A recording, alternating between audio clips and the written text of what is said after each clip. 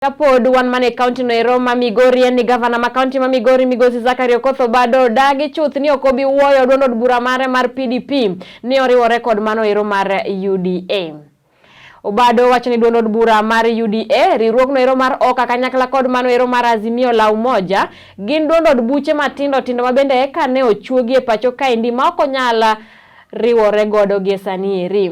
Owacho ni party mare mar PDP ema bende nomiyo obedo ka gavana ma kaunti ma Migori ma bende ok onyal wuoye oko kaka jotelo moko paro e pacho kaendi.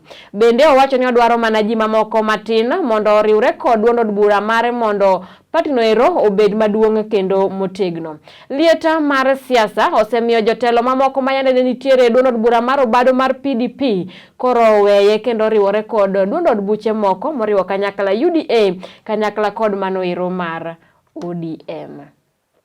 Kik ng'ato neni PDP en chama moro mowuok mar pingo mar nyawadgi. Nitie chembni mathindo mosenyuol bang' PDP. Kuom mfano Oka ginigi. Magi chalo nyithindo moko ma nyocha konyuol mobuogi mahono.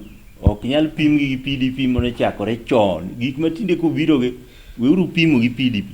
Kata mana Uda gini ochak mana nyocha kama chiegni to nigi ji. PDP no chak chon higa 2005. Ma higa 2013 noyiera gi PDP. Omiyo ng'ato kik wuondwa na inchi ni nabiro gi gimoro manyien. Mobiro gi manyien.